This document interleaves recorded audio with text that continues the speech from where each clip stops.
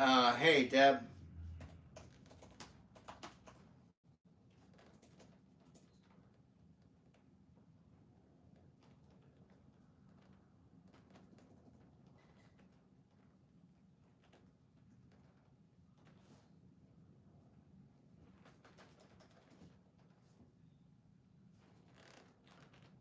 Hang on, I had a problem with the shit.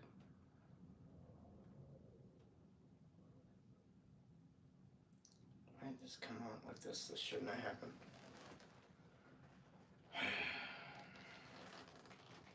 Never mind, let's try it like this.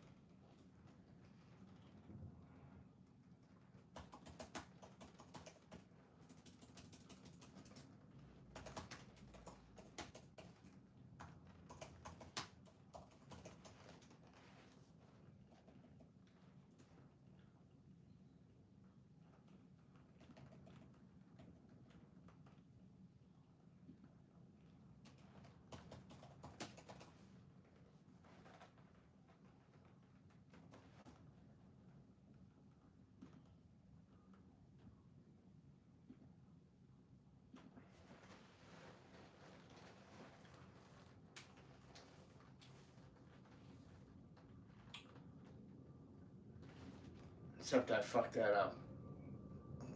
God damn it. Okay. Yes, to get your request paid.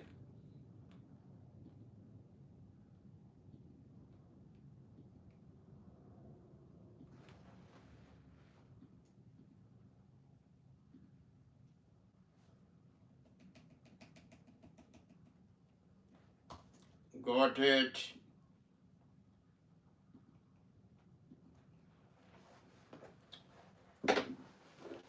Hey Bella, what's happening? How you doing?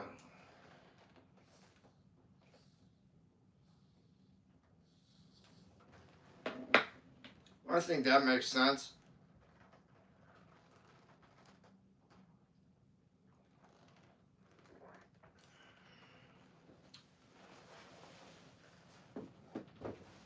If you can't understand that, then you don't need to be here. That's very simple. Oh, yeah.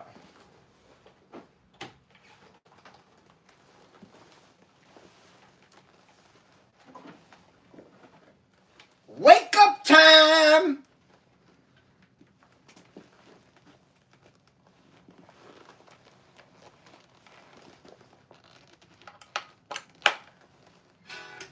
Didn't you hear? I just said, wake up time! Wake up time!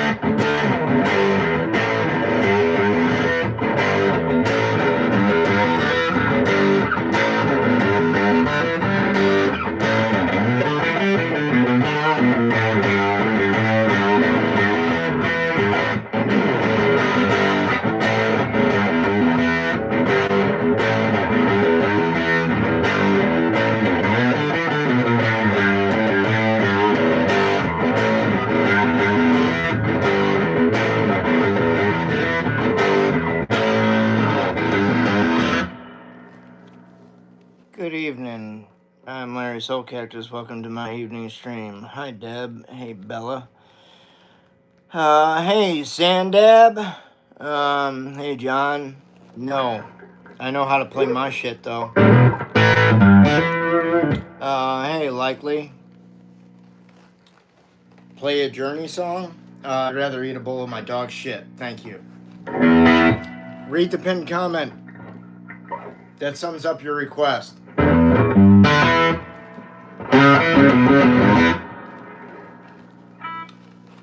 Okay, so if you like how I play and what I play, stick around. If you want to hear somebody else's song, send some money or leave.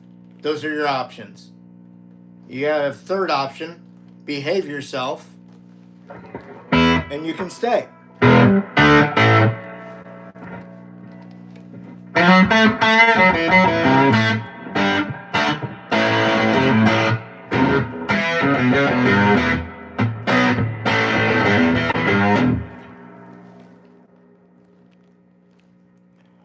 You can fuck off. My channel, my rules, fuck nuts. You don't like it, fuck off, man.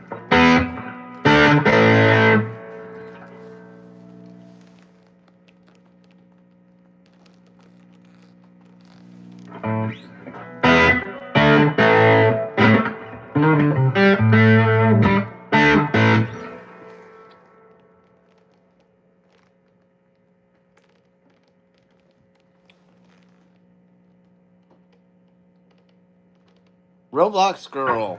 Roblox Girl Eve. Thanks, John. I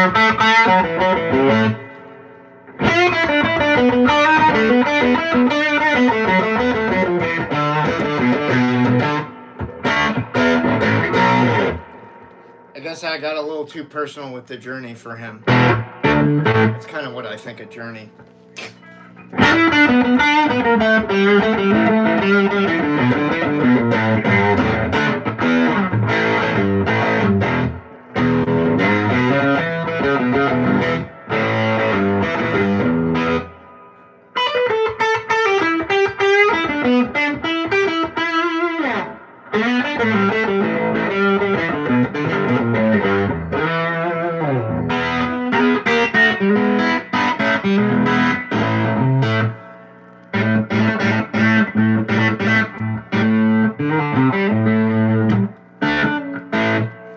No.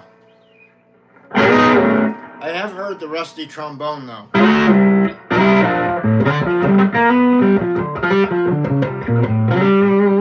Maybe a dirty Sanchez? How about an upper decker?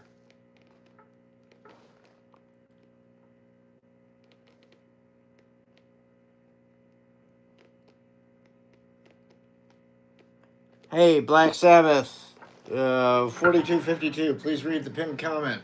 It is designed exactly for you in mind. Now that you've asked 2 different songs.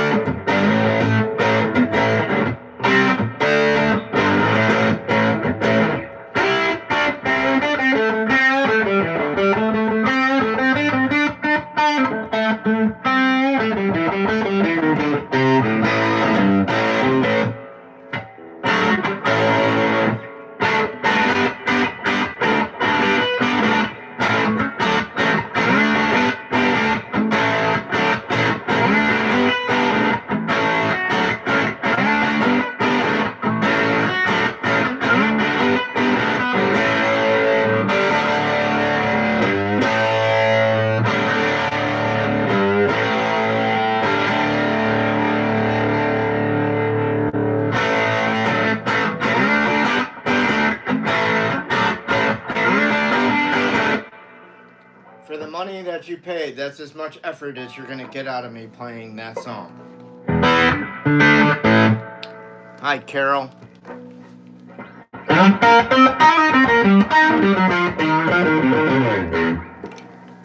Excuse me for 1 second. No.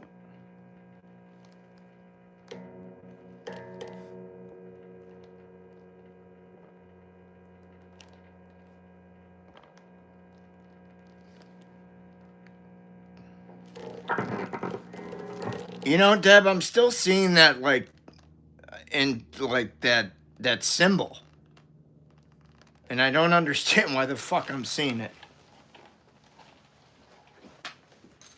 That's so weird.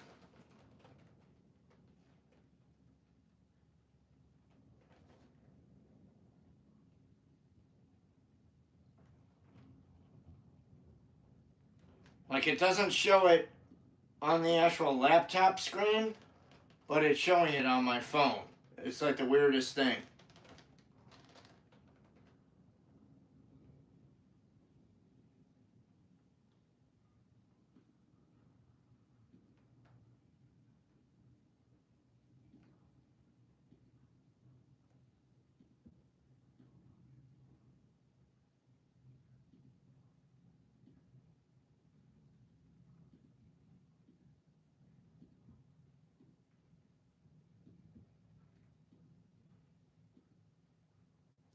Hey, Marianne, how you doing? What's happening? Amanda, how you doing? Burning Frets with Elliot, how you doing? I think you need to be on your phone, Deb, to see it.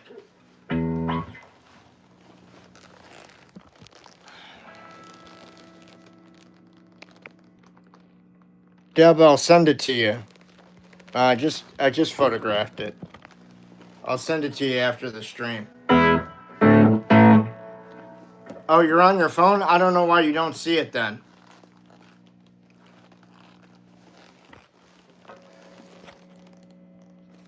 I just sent it to you. It's every time you write hi.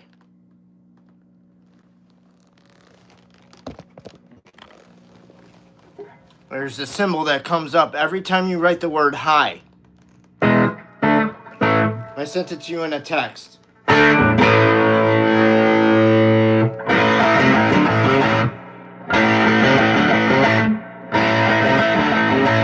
Sith is the best. All right, may the force be with you.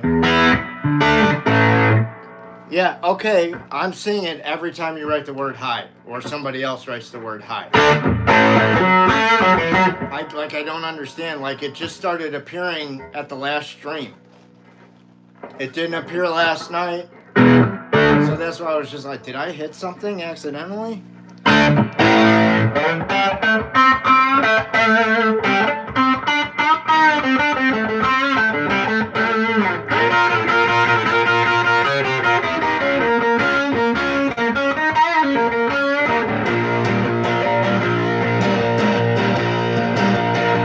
I don't know what it is either. I have no idea what it is. I can ask Becky. She might know.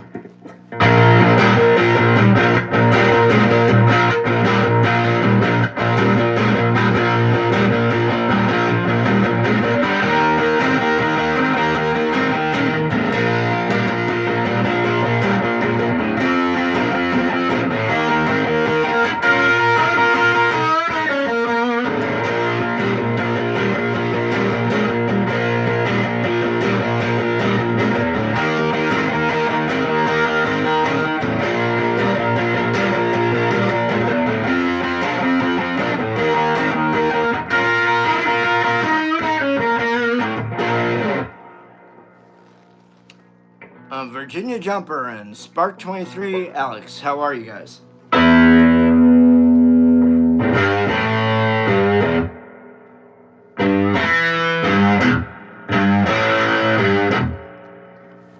He has just appeared next to Evan's hi too.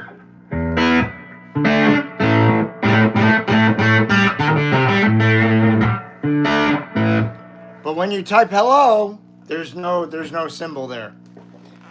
I don't understand what the fuck that's about. Okay. Hey Evan, how you doing?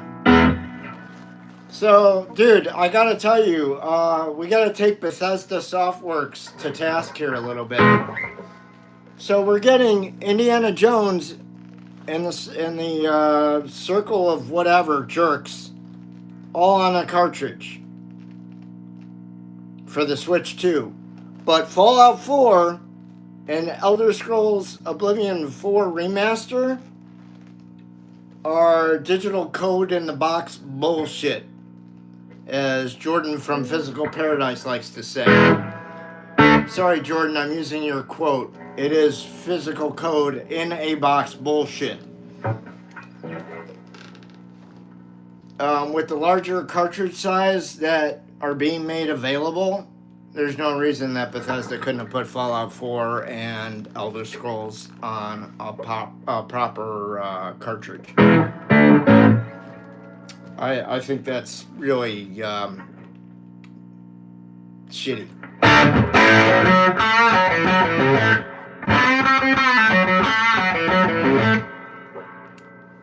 Hello, Jacob.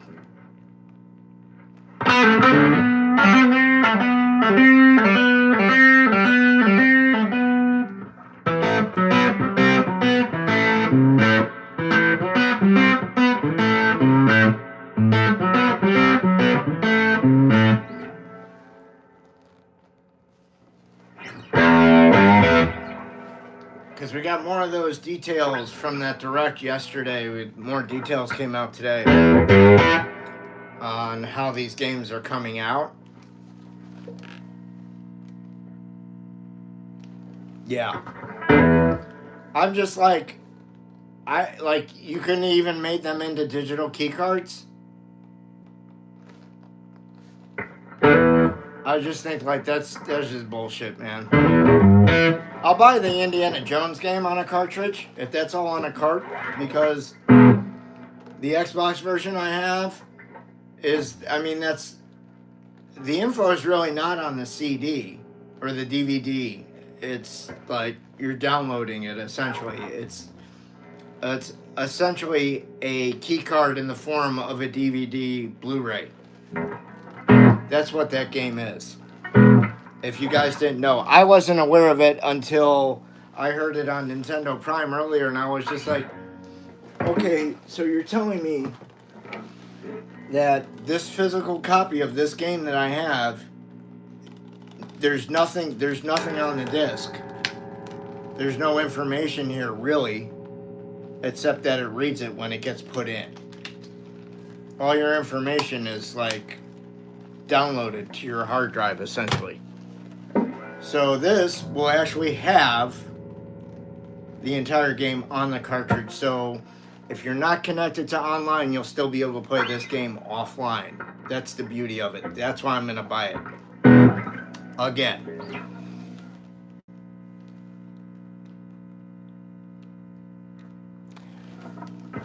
Well, the Fallout 4 is going to be like 100 gigs to download. So if you don't have an express, you need a micro SD card. You need the express one for the Switch 2. You can't have a regular micro SD card. It won't work. You need the new express micro SD cards for Switch 2. I know, because I just bought a 500 and some odd gig one. And it was like, I don't know, 50 or 100 bucks. It wasn't cheap, but it wasn't as expensive as buying like a 1 terabyte.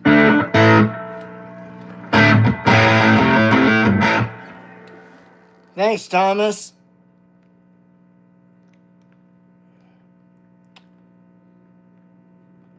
Hey, Mark. Hey, Carol.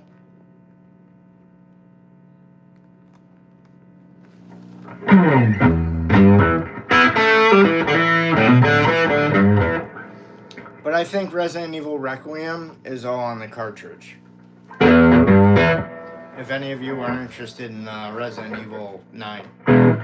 But Resident Evil 7 and 8 will be digital download only. Again, like, Come on, man.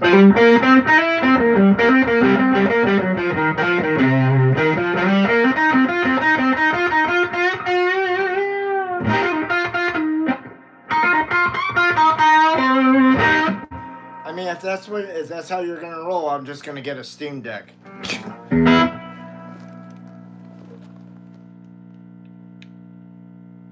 Yeah, that's why I didn't buy a 1 terabyte. I'm like, dude, I haven't even played the Switch 2 all that much, and the only thing that I've been doing is like every time there's like a free download to a Switch 1 game, like there's a free patch to Hollow Knight, the complete edition. I'm like, I've got that. I'll throw it in there and have it download the upgrade. So every time I read about an upgrade to a Switch 1 game, I just usually throw it in and download it. I may not play it. Like, I did that with Red Dead Redemption, Evan. There was that 60 FPS upgrade. I'm like, oh, I'm taking advantage of that. I just hate when they charge you for it, like Kirby's Forgotten Realm. They charge you like $10 or $20 to upgrade the version, and it's just like, dude, that's lame.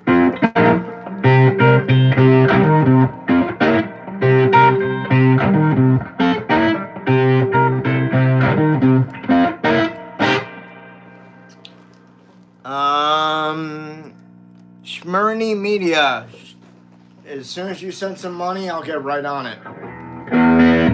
Again, as soon as you send some money, I'll get right on it. Please read the pinned comment.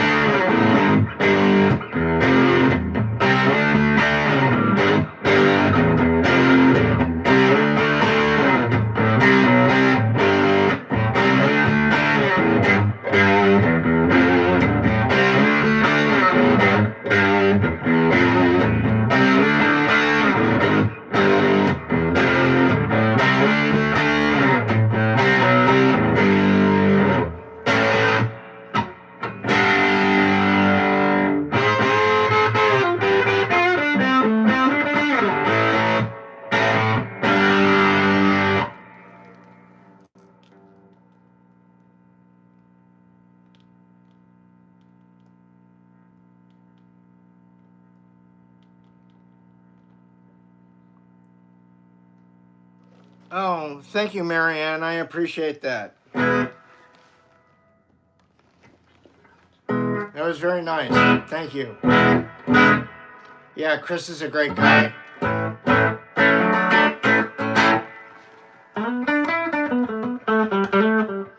It's a shame we couldn't make it work. But I mean, you heard, like, you know, some of the things that we had to deal with, or some of the things that I had to deal with, just trying to keep it together. But it's like you can only do that for so long, and then you get to a place where it's just like, it's just not a good time anymore. And the thing that you love becomes the thing that you dread, and it just sucks. So that's like, that's the point where you have to say, you know, as great as this is, it's a drag, and I don't want to do this anymore. I'm tired of dealing with bar owners and managers. I'm tired of dealing with a rotating drummer door or chair. You know, we couldn't write new music this way, or I couldn't, because I was just stressed out about everything else. So no new music could be done. Because everything was about, like, getting the next gig, finding the next drummer. You know, it just becomes a real monotonous kind of thing. And like I said, it just becomes a drag. And playing music shouldn't be a drag. Like, I got to a point in Virginia where, with the Stones band that I joined, I was just like, I got to a point where I was just like, I said to myself, you know what? I'm not going to play with any more douchebags. I'm like, I'm just going to play with cool people. And if I can get paid at the same time, that's great. But I just want to play with some cool people and I want to play some cool tunes. That's it. That was my main agenda. Once I got done playing with all these other bands and I answered the Stones thing, I'm like, I'll go check this out. If they're cool and the tunes are cool, you know, and it's a cool thing, I'll join. If not, no harm, no foul. It turned out to be really cool for a while till we got in that prick as a drummer, and then it changed. And then it wasn't cool. And I stopped having a good time. And again, it became a drag for me because that guy brought the whole thing down.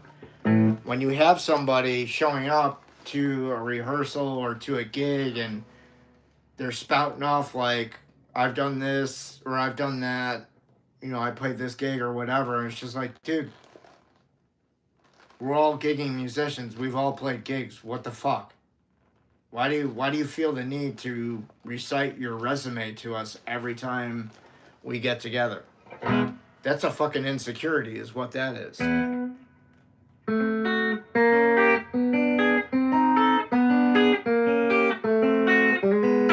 I've never felt the need to do that. Ever. Ginormous fucking waste of time. You got a certain amount of time to practice and get it right before the gig. No need to be doing anything else but that. It is a lot of stress. It's more stress than people realize. For very little. In return, I mean, the other thing that, like, you know, when you're running the band, and I've talked about this before, but like, and Chris was fine with it because he, like, I discussed it going into like gigging and whatever. Like, I was just like, hey, I'm going to take a little bit more because I'm kind of rearranging everything and I'm doing all the booking and I've lined up the rehearsal space. You know, everything basically was coming out of my pocket. So damn right I was going to take a little bit more. So I'll give you an example. If we got $300, you know, like I would take probably $150 and pay them each $75. It wouldn't be an equal three-way split because I had other things that I needed to pay for. That's business. And if you play for somebody else, it's a good bet that they're going to take some more too off the top. And you're not going to get an equal share. You're going to get whatever you're stipulated to get. But it'll be less than their table. Because that's what you have to realize. When you play for somebody else, they have their table, then there's your table. Your table is not equal to their table because it's their name on the bill, not yours. You're a subcontractor.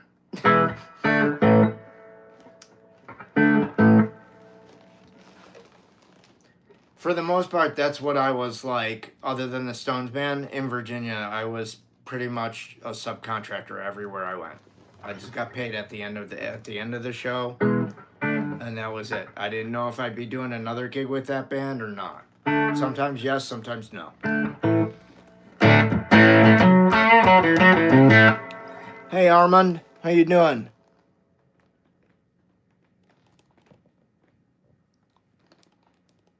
Hey Crossfire Al, you can do that in your own band.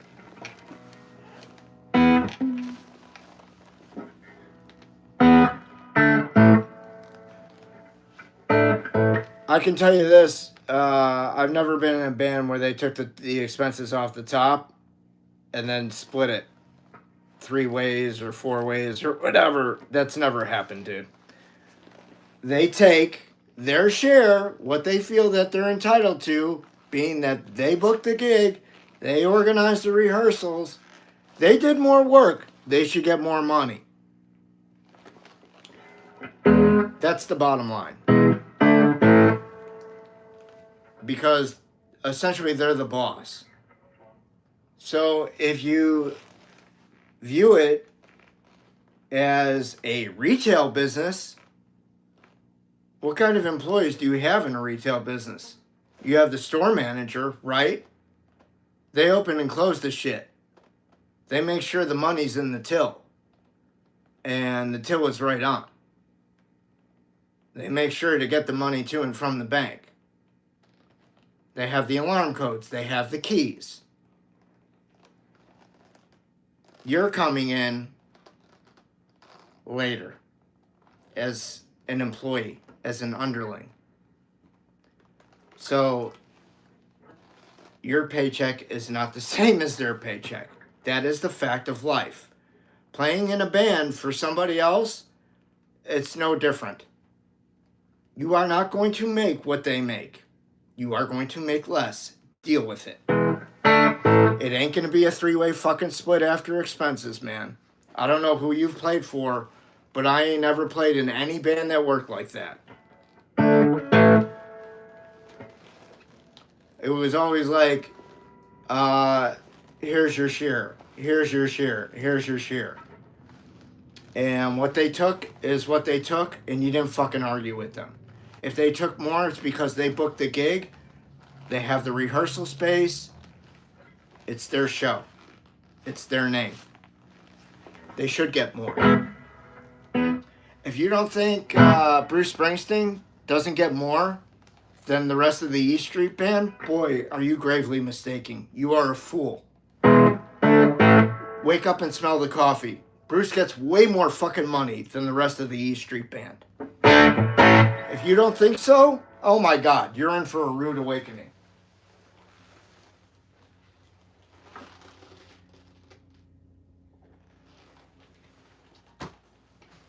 You are living in a dream fantasy land if you think that's the case.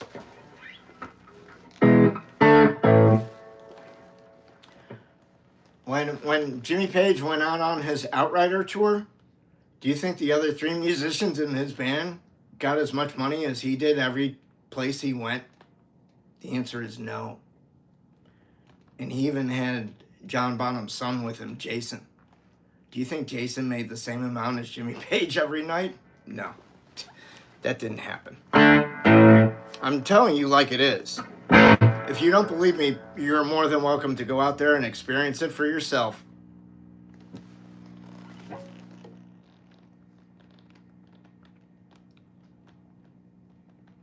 Oh, you never seen that before, Evan?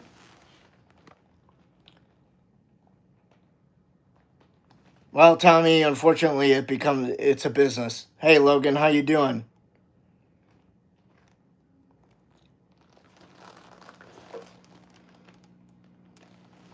I don't know the national anthem, brother, but thank you for your service, all right?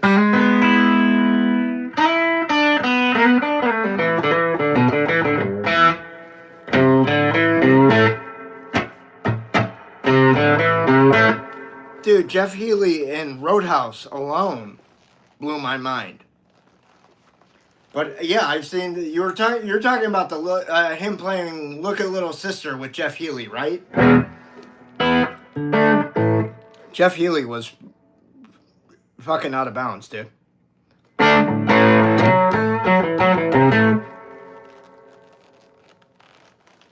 I agree with you, Tommy. There are a lot of like Billy Joel's brother-in-law fucking ripped him off. He took him to the fucking cleaners, man.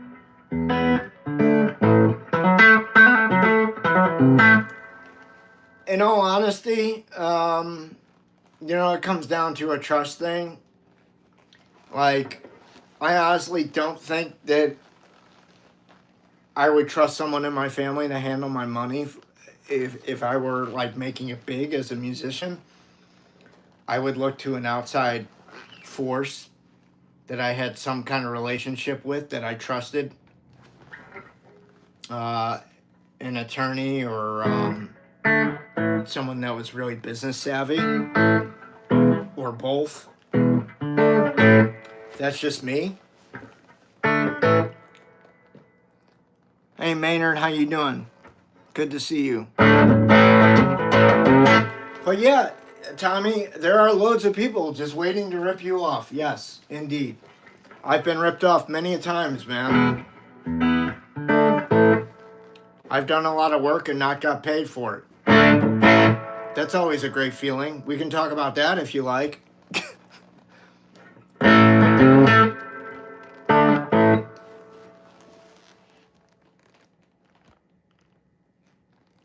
I'm good, Maynard. How are you? Everything cool? I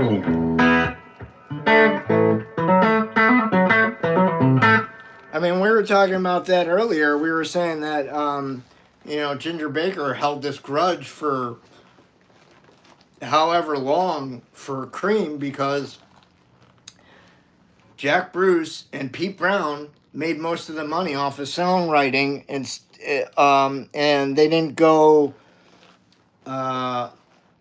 They weren't all for one and one for all. So Ginger Baker and Eric Clapton did not make as much money off of Cream as Jack Bruce and Pete Brown did, because they had songwriting credits on almost everything.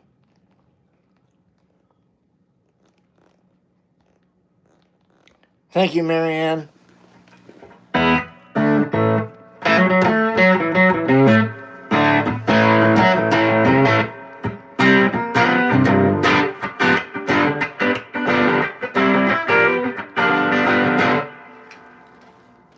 I think we might have had 2 album releases, though.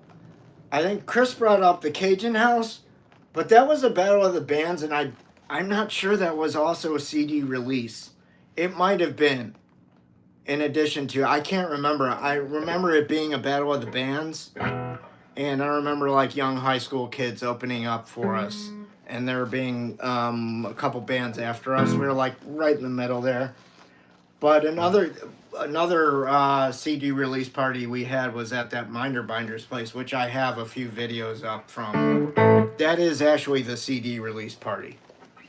So if you want, you can check those out.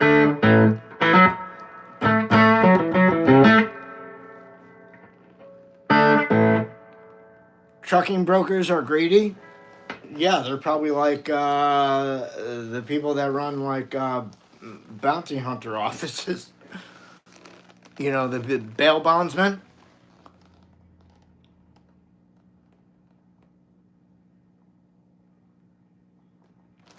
All right. All right, SC09. Congratulations.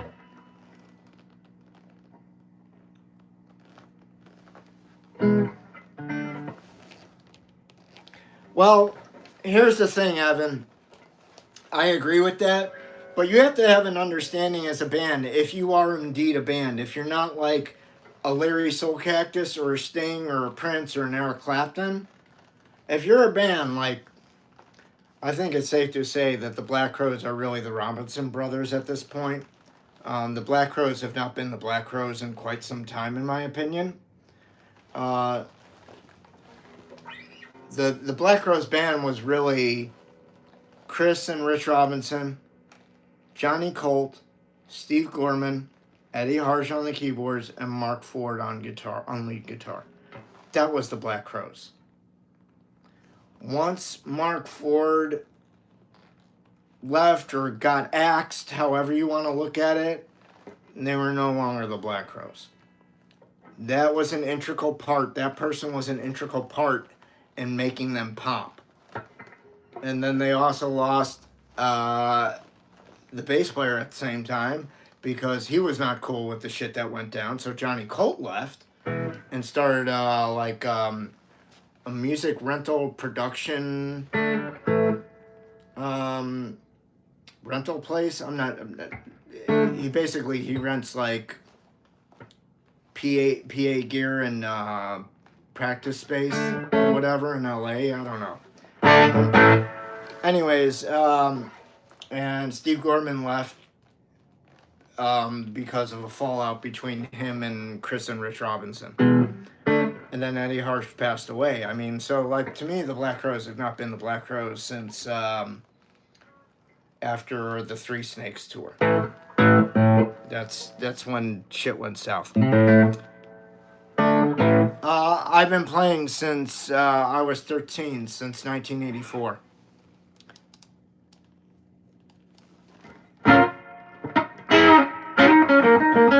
Yeah, thank you, Deborah. 41 years.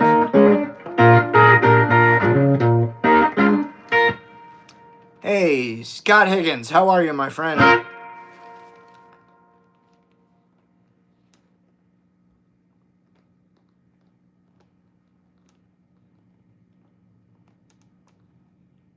Yeah, Dave's cool, man.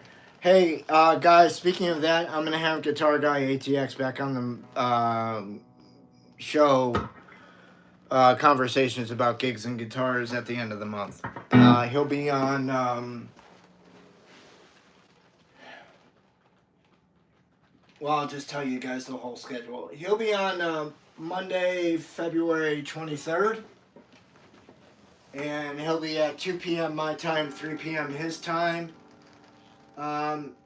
Next week, Monday, this Monday, I have my friend Nikki Nova from Chicago coming on. And then on the 19th, Thursday, I'll have Trey Duncan back in the house. And then the following Monday, we'll have Dave back in the house. All right, so those are the guests for the next 3 weeks. And then we go into April. Or I'm sorry, we go into March. I'm getting ahead of myself. And I have guests lined up. 2 or 4. I have 2 or 3 of them in March. And then we get into April. So there will be plenty of episodes of conversations about gigs and guitars.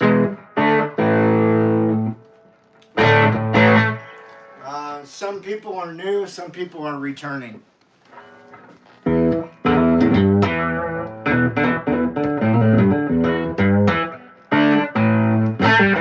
So this Monday will be somebody new, and then the next 2 weeks will be returning guests. And then when we get into March, we got 1 returning and 1 new so far.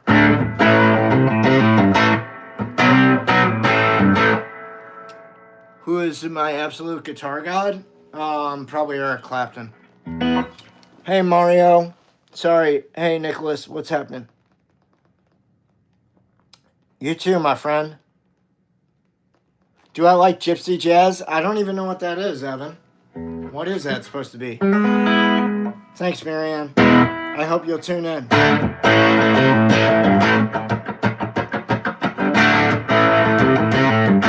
It's a Gibson SG Junior.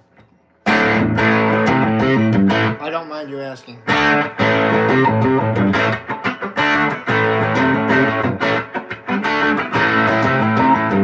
Seth, what's up?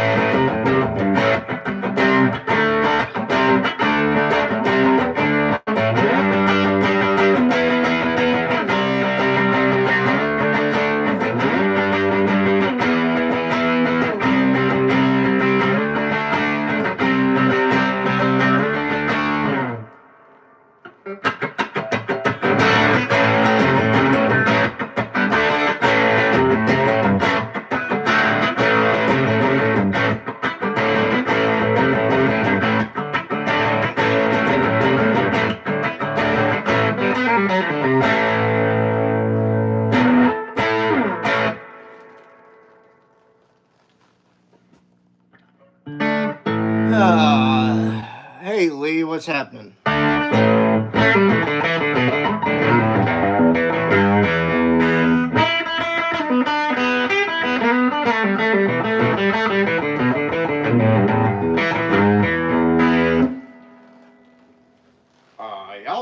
Yowza.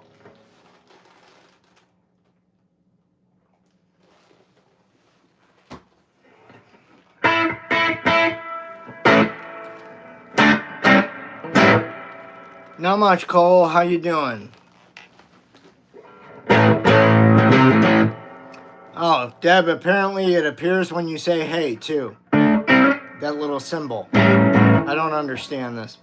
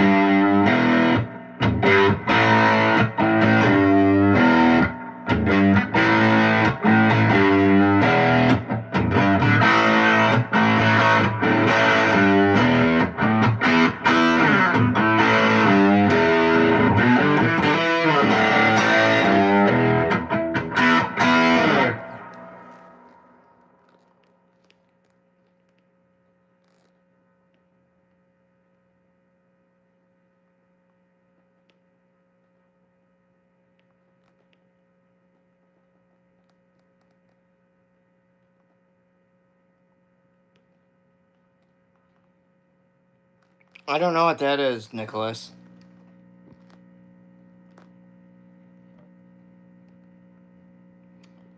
And don't put a street address in public.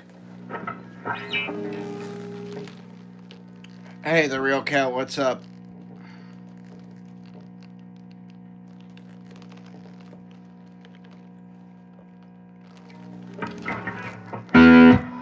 Hello from the wasteland. I was playing it earlier.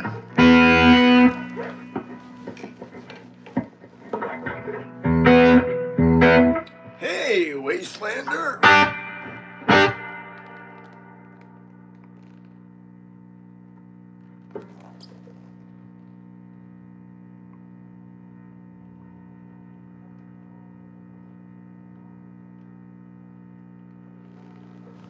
Evan, you already are modding for me. I don't understand what...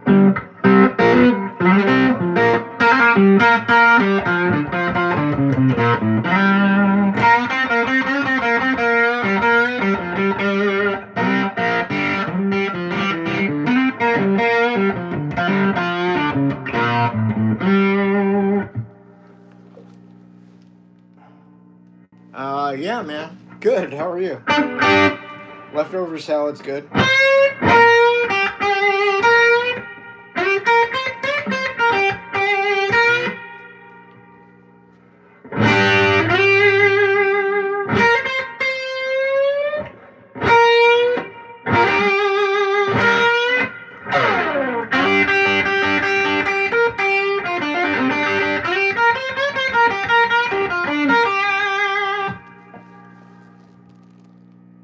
All right, Marianne. Enjoy dinner.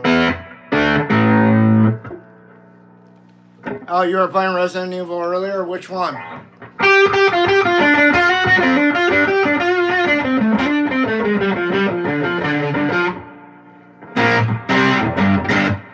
You getting excited for Resident Evil 9?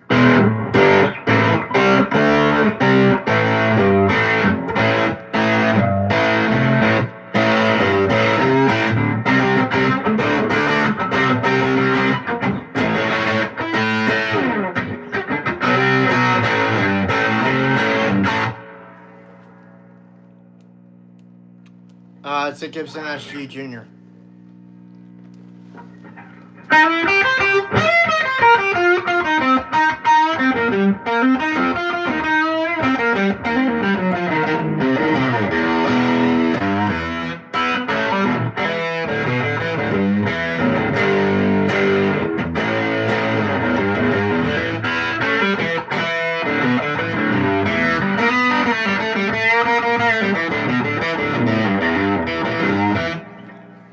Train 85, alright. You must like the boys. I have this one, and I have this other one that got given to me, and then I have another one upstairs that's kind of needs some restoring. So 3, but 2 of them are working, and yeah. It would be nice to get all the PlayStation ones. Yeah, man. For sure. I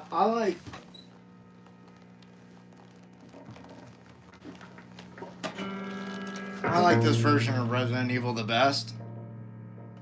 The remake on the GameCube was phenomenal. It still looks great.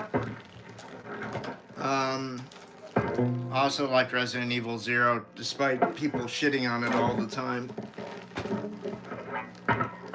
My favorite one on the GameCube was Resident Evil 4. Yes, I know Smoke on the Water, but they copyright strike for it, so I do have an acoustic. That's the one that needs to be restored. If you guys want me to show it to you, I'll show it to you. I don't care, but it's not playable.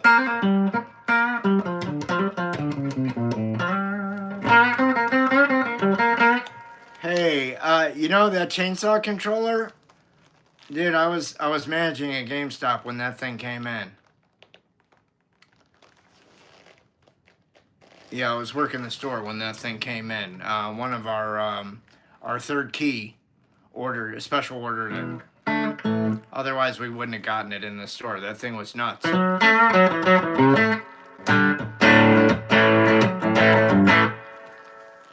GameCube games have gotten really expensive, though, if you're collecting for GameCube, I'll tell you. I think more people are starting to go back to playing older games without, like, all the bullshit loading times and everything else. I don't know if anybody's seen that N64 by Analog, where it's basically you can plug this thing into your smart TV and you can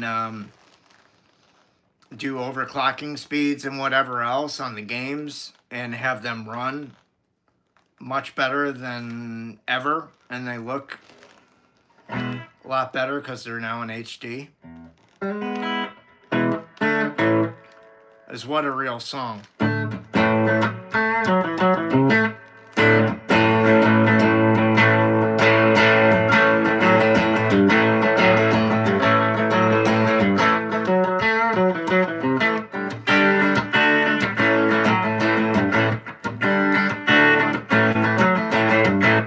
I mean, dude, look at the Evercade. Anybody familiar with that at all? Either the Versus or the handheld. I mean, that's way cool, man. It's cool that a company's doing that and making all those game collections. I owned one of those for a short time. I think they've gotten much better games currently in like the last year or so. But that's a cool ecosystem to get into if you like retro games. I mean, not everything's on there, but give it time and, you know. I mean, I think they're just getting Doom on it. I mean, a lot of the games that they have on there, I have on my Switch, so.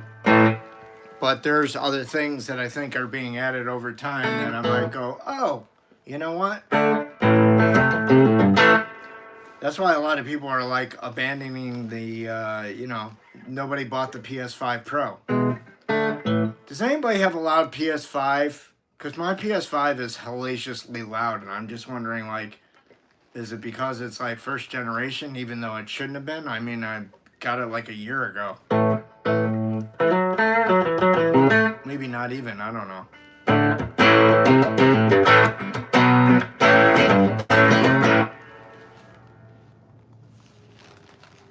Yeah, they've made the 64. There's three Commodore cartridges on the Evercade, if you've ever looked.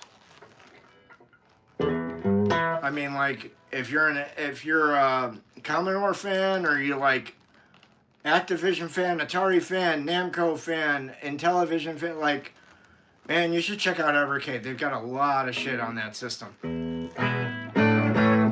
No, I cannot.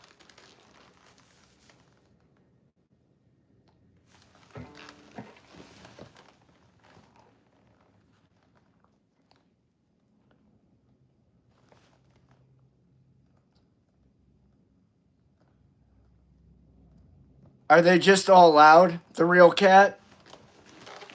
The PlayStation 5s?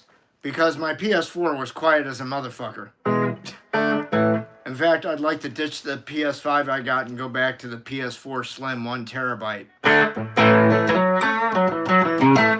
But they're shutting off, like, they're shutting down servers sometime soon for the PlayStation 4, which I think is dumb. The original Atari was the 2600. I know because I grew up with it.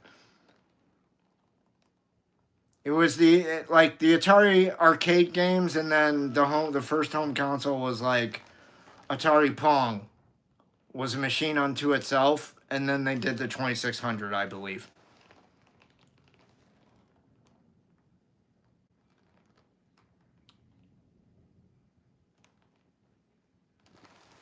Yeah, the last PlayStation 4 machines were extremely quiet. Even the first generation, in comparison to this, is extremely quiet. I mean, this thing is loud.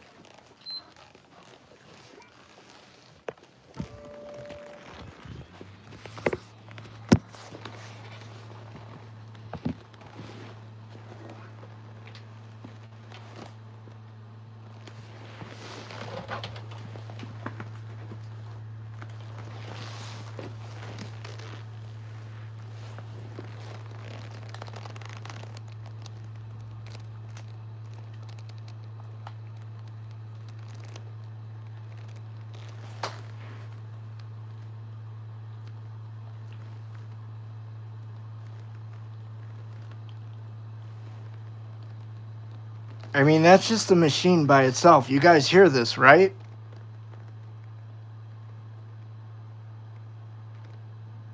That's ridiculously loud.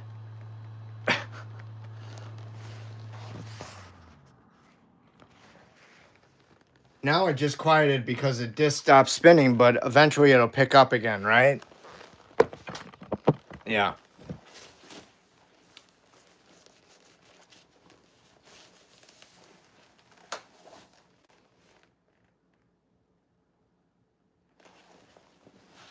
Yeah, they do.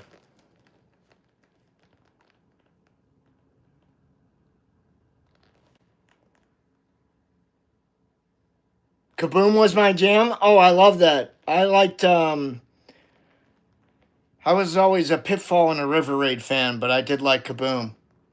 My brother and I used to play that. We used to play boxing. Activision games were great, man. What kind of guitar picks do I use? I use the Purple Tortex Dunlop 1.14 millimeter. I have a picture of them on my community page.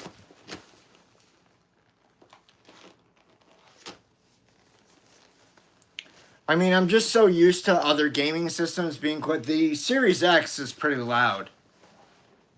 When it's running a game, like if I'm playing Fallout 4, it's as loud as the PlayStation 5. That's not quiet either. I did work at GameStop. I've managed GameStops here in Arizona. I don't anymore, Nicholas. But like, that's how I got some of the, well, oops, like this Republic Commando poster. I got that from working at GameStop. There's a big Metroid poster up there in my closet. I got that from working at GameStop. There's a lot of other things that I got working at GameStop that I can't show that are somewhere around. I like a lot of Metroidvanias. I like a lot of old school stuff. I like big AAA stuff. I'm not really like a Fortnite or a Call of Duty kind of guy. My favorite franchises are like Resident Evil, Doom, Halo, the original Mass Effect trilogy, Tomb Raider from 2013, Gears of War 1 through 3, Fallout 4, Max Payne 1 and 2 and 3 were really good. Red Dead Redemption 1 and 2, Sniper Elite 4, any of the Dooms, 2016, any Doom. But I like 2016 the most. The Elder Scrolls 5 Skyrim, love it. And I like big boomer. I like what they call boomer shooters, like House of the Dead, or Forgive Me Father, or like Warhammer 40,000 Bolt Gun, or Turok, or Proteus. Those are boomer shooters. Those are cool. I like those. Far Cry is cool. I like the. If you guys have this, this is cool. This is still playable on your Series X, even though they're re-releasing some of this shit. This one. These are the best Far Cry games. Far Cry 3 and Blood Dragon, fucking awesome. That's when they're hitting it.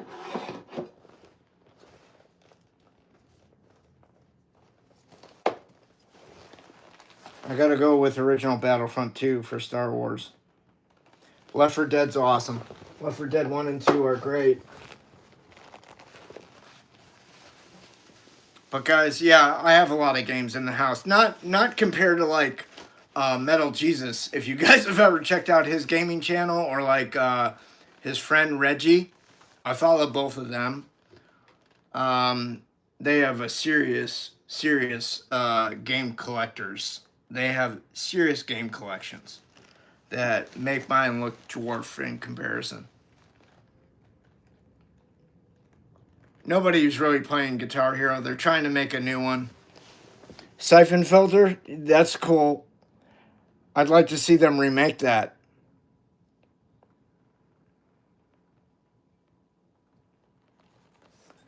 They're always taking shit away from the store.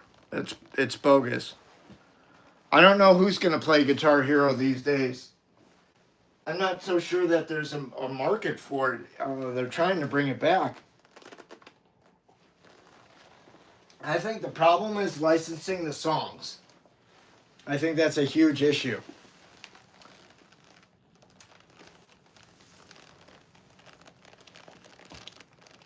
Oh, Black? With the destructible environments? Yeah, I remember that game. You know, apart from that, I thought it like that was the novelty of that game. And I just like didn't think there was much to it other than that. I really dislike what they've done.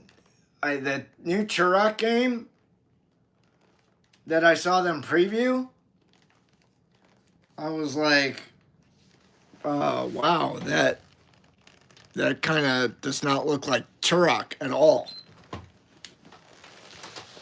If anybody's familiar with Dinosaur Hunter.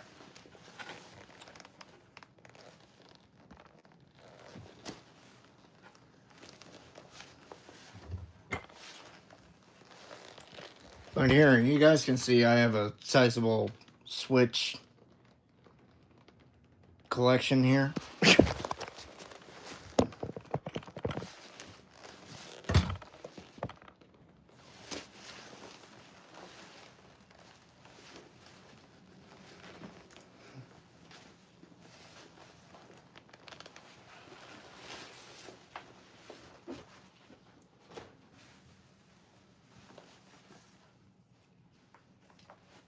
Oh, really racking up those stickers tonight. Jesus.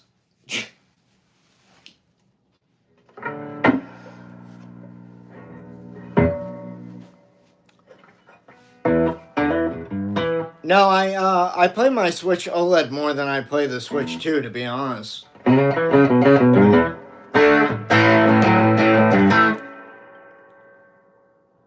Yeah, I was in a Stones cover band, not a tribute band where we dressed up like them, but just a cover band.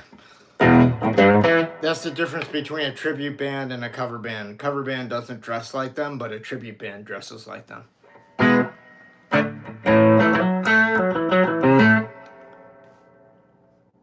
Silent arrow killing in Turok? Yeah. Hey, Pizza Penguin, what's happening?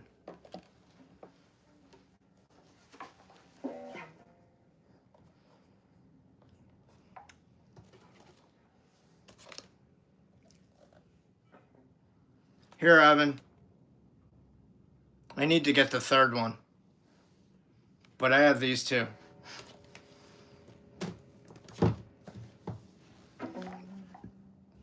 Hey, Stone. Not much. Still trying to figure out that symbol thing, why it keeps popping up. Oh, 3 of those thingies. All right, sweet.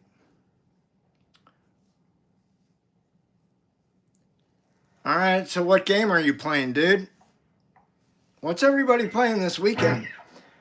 Has anybody ever played My Friend Pedro? This is a great game. If you like Bullet Time and Max Payne, this is a great game for you to play.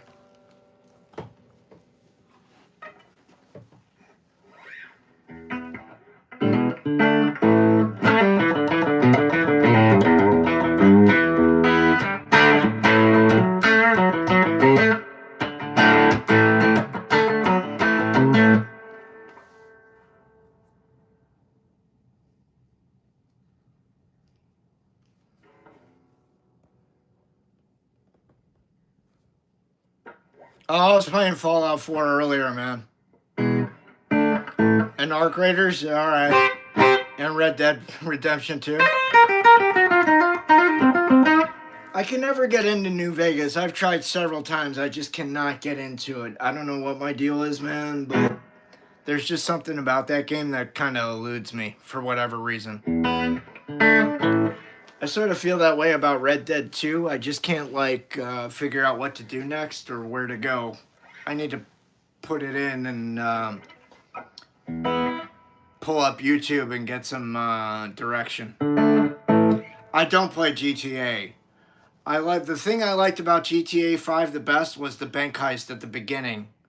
And then, like, after that, I was just like, okay, well, these 2 African-American guys that they're showing on the screen talk worse than I do with their language, so I'm actually turned off by it. So, I don't know, I didn't really play too much past that. I mean, I gave it a chance, and I was just like, this game's kind of ridiculous after a while. I liked GTA 3 the best out of all of them. Like, I have the GTA Original Trilogy collection with Vice City, GTA 3, and GTA 4. I like GTA 3 and Vice City a lot. 4 I've never really played. I have Red Dead Redemption 1 and Undead Nightmare on the Switch. Skyrim's awesome.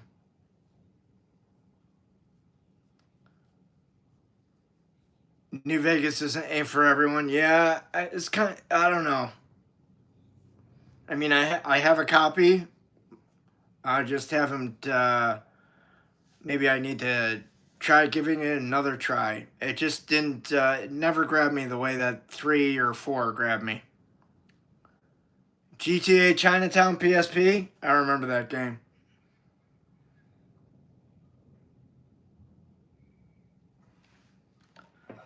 The bank robber game? Oh, Heist?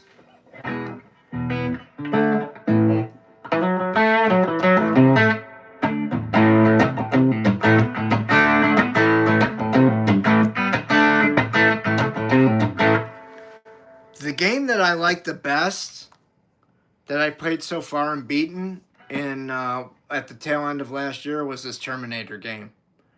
Terminator 2D No Fate. This game is fucking great. It's short, but it's great.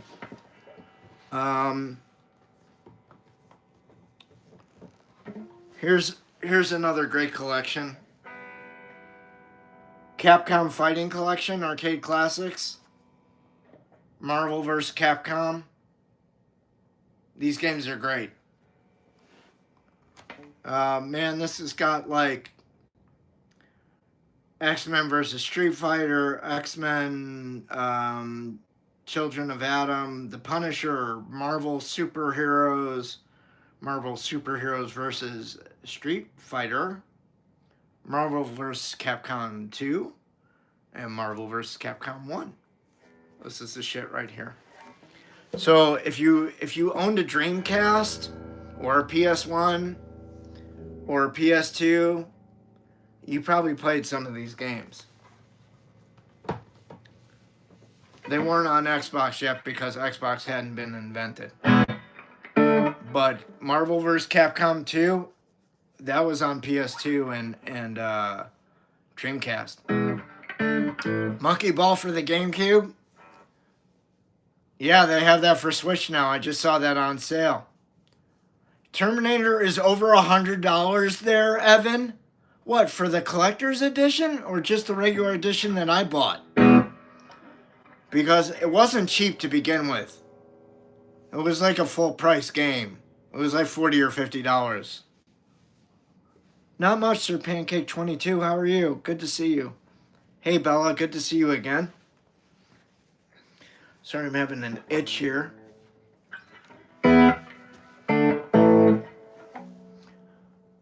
If you really want to get the shit scared out of you, I recommend Alien Isolation. That game scared the crap out of me so bad, I didn't even finish it.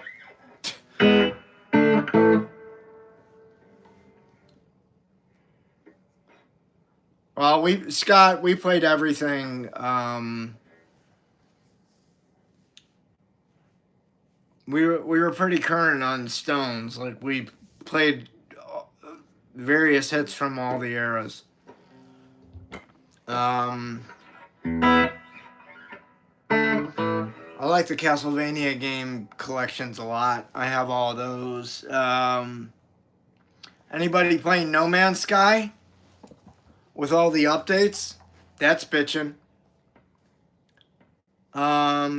Crisis 2 and Crisis 3, I like those in the Border Shock collection on Switch.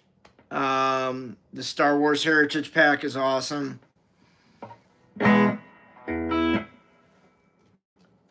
Anybody like racing games? This first Hot Wheels game is a blast.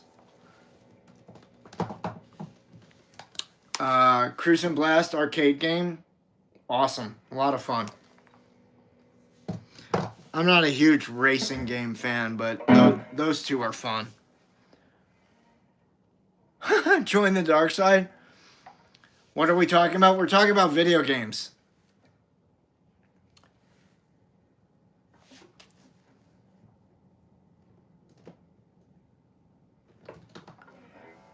Here, this is great. If nobody's ever played this before from the original GameCube, Metroid Prime Remastered. This game is so good.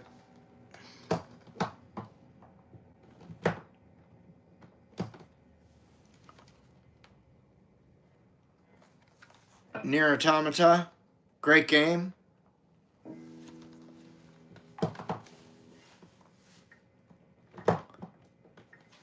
If you like things on the funnier side, I recommend Destroy All Humans. You can probe human beings. You can shoot a laser up their ass.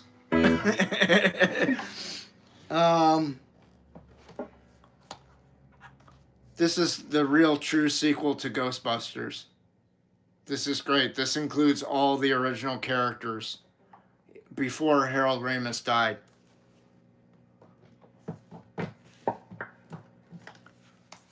Can't forget this. Tony Hawk Pro Skater 1 and 2. This is a must-have in anybody's video game collection. All right, for you dungeon crawlers, Diablo 3. This is excellent. I've spent a lot of hours playing this game. Probably too much. Oh, Scooby-Doo? Yeah, there was Scooby-Doo games for the GameCube. The Night of 100 Mysteries or something like that. That was a cool game. It's very expensive. You have Underground for the GameCube? That's awesome.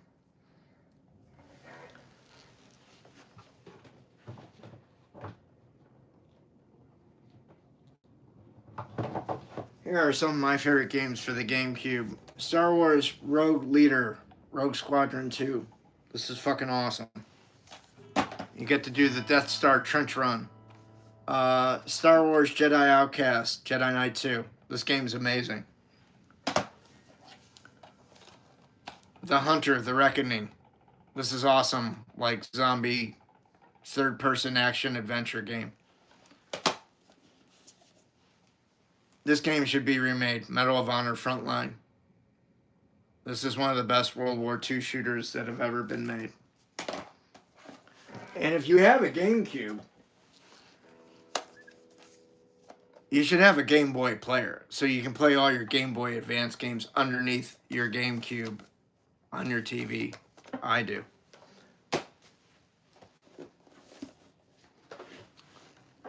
It's like, it was like adding Super Nintendo to your GameCube. I love it. Hey, Bill, how you doing?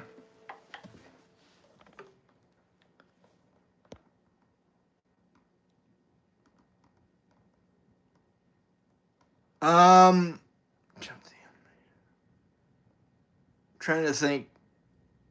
I'm not sure.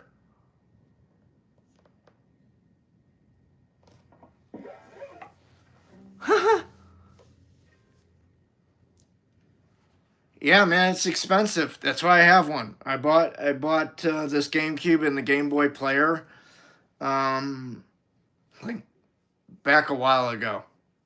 Now they're just ridiculous, but yeah.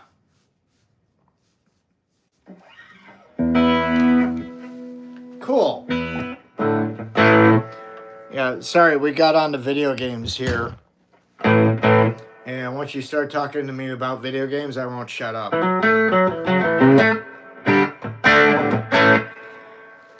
The reason I got into, like, for a long period of time, I didn't play video games or collect action figures or any of that stuff, or get back into comic books or any of that stuff. When I was working on my band Killing Floor back in like 94, 95, it was really 94. Every moment for me was spending like working on songs, working on putting a band together, trying to get gigs, rearranging rehearsal times, trying to get the right band members in place.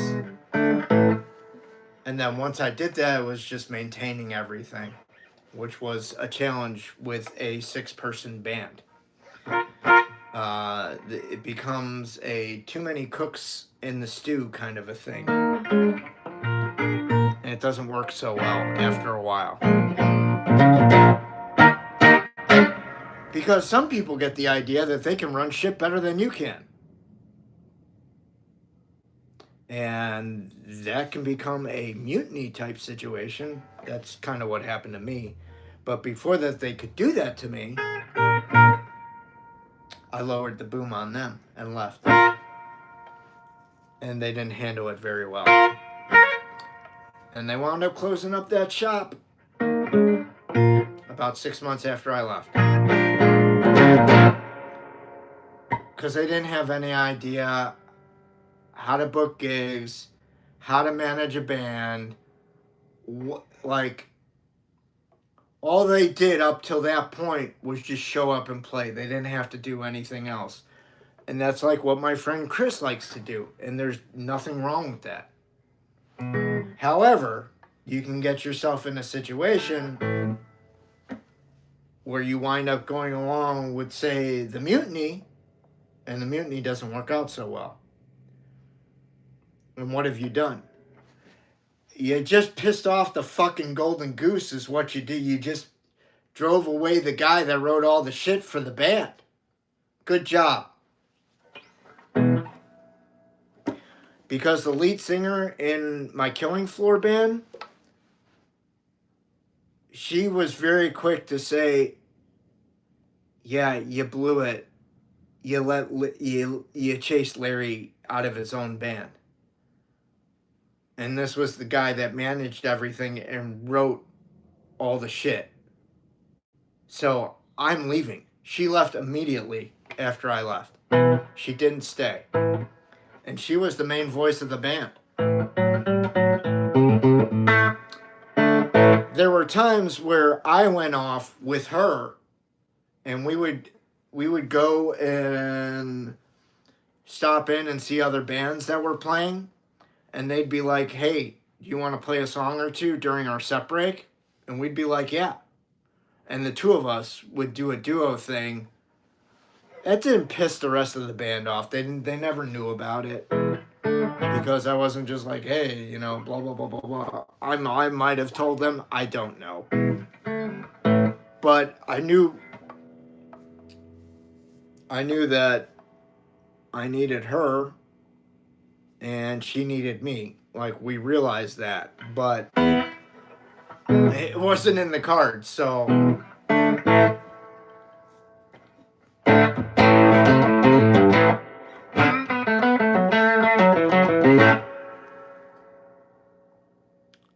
No.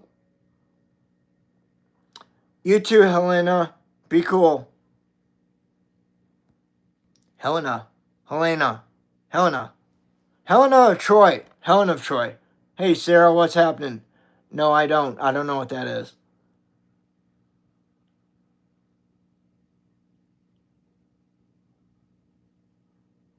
Oh, yeah, the dark. Okay, that's cool. Sorry, I didn't catch that. I was too busy telling my bullshit. I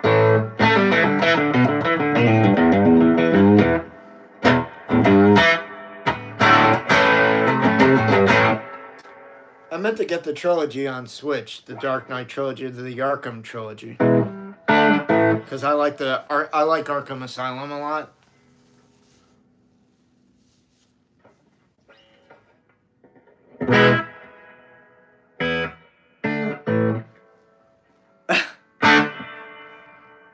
No, it's not. Sometimes I just pronounce it two different ways. Because some people do. Some people might look at your name and go Helena. And other people might go Helena.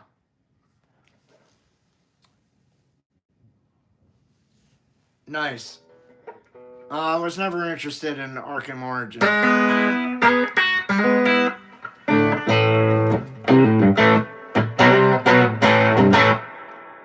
Oh shit. Okay. I'm realizing now it's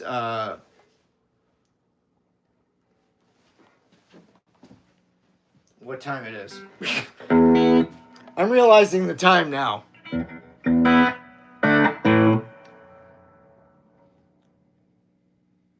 Got it.